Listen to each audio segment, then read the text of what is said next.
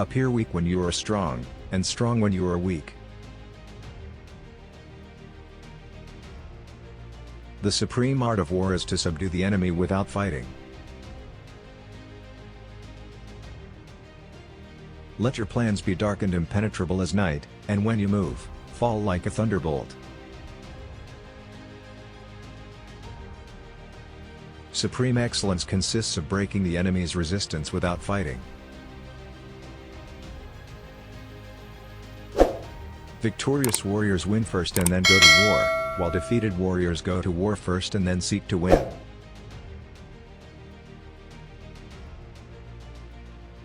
In the midst of chaos, there is also opportunity. The greatest victory is that which requires no battle. To know your enemy, you must become your enemy. There is no instance of a nation benefiting from prolonged warfare.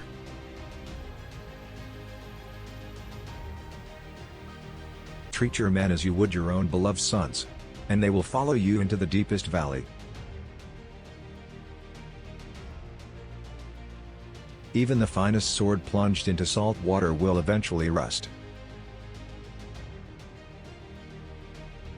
Move swift as the wind and closely formed as the wood. Attack like the fire and be still as the mountain.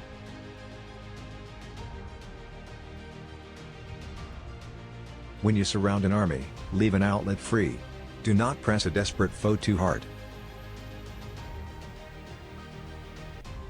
When the enemy is relaxed, make them toil.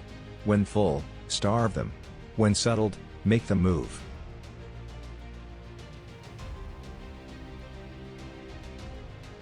If you wait by the river long enough, the bodies of your enemies will float by. So in war, the way is to avoid what is strong, and strike at what is weak. The whole secret lies in confusing the enemy, so that he cannot fathom our real intent. What the ancients called a clever fighter is one who not only wins, but excels in winning with ease.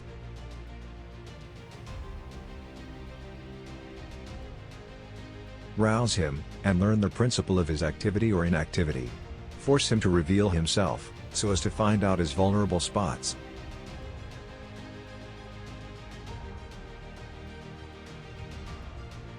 Knowing the enemy enables you to take the offensive, knowing yourself enables you to stand on the defensive. Ultimate excellence lies not in winning every battle, but in defeating the enemy without ever fighting. If ignorant both of your enemy and yourself, you are certain to be in peril. It is easy to love your friend, but sometimes the hardest lesson to learn is to love your enemy. He will win who, prepared himself, waits to take the enemy unprepared. If he sends reinforcements everywhere, he will everywhere be weak. Plan for what it is difficult while it is easy, do what is great while it is small. Begin by seizing something which your opponent holds dear, then he will be amenable to your will. Disorder came from order, fear came from courage, weakness came from strength. But a kingdom that has once been destroyed can never come again into being, nor can the dead ever be brought back to life.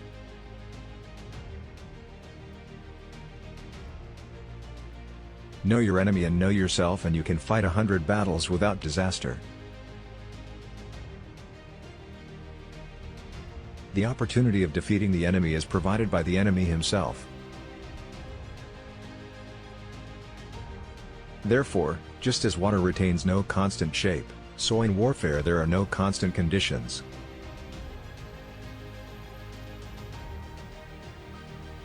Conform to the enemy's tactics until a favorable opportunity offers, then come forth and engage in a battle that shall prove decisive.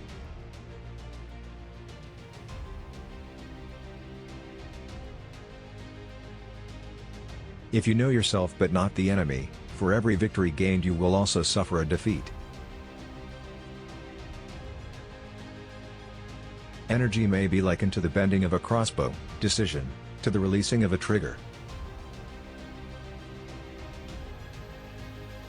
Know thyself, know thy enemy. 1,000 battles, 1,000 victories.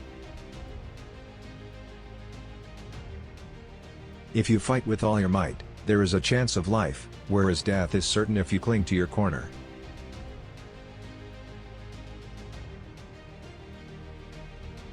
Do not swallow bait offered by the enemy. Do not interfere with an army that is returning home. Success in warfare is gained by carefully accommodating ourselves to the enemy's purpose. You can ensure the safety of your defense if you only hold positions that cannot be attacked. You can be sure of succeeding in your attacks if you only attack places which are undefended. Whether in an advantageous position or a disadvantageous one, the opposite state should be always present to your mind.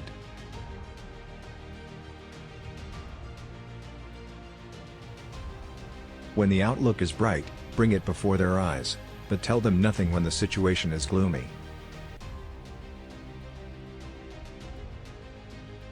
Invincibility lies in the defense, the possibility of victory in the attack. We cannot enter into alliances until we are acquainted with the designs of our neighbors.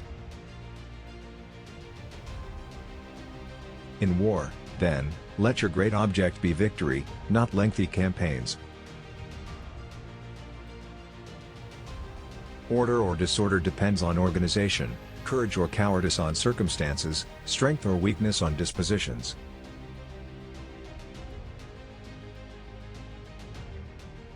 When the common soldiers are too strong and their officers too weak, the result is insubordination. When the officers are too strong and the common soldiers too weak, the result is collapse. All men can see the tactics whereby I conquer, but what none can see is the strategy out of which victory is evolved. It is best to keep one's own state intact, to crush the enemy's state is only second best. The principle on which to manage an army is to set up one standard of courage which all must reach. No ruler should put troops into the field merely to gratify his own spleen, no general should fight a battle simply out of pique.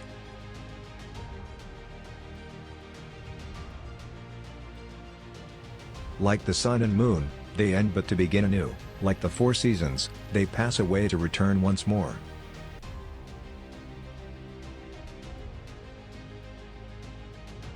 He who relies solely on warlike measures shall be exterminated, he who relies solely on peaceful measures shall perish.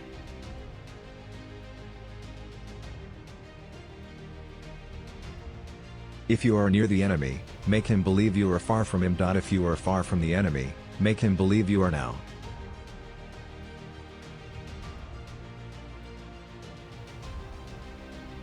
So long as victory can be attained, stupid haste is preferable to clever dilatoriness.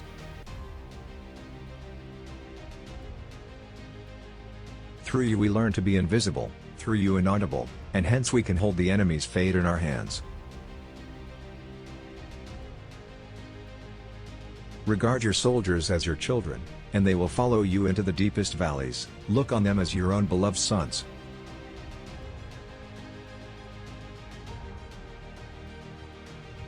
When we are near, we must make the enemy believe we are far away.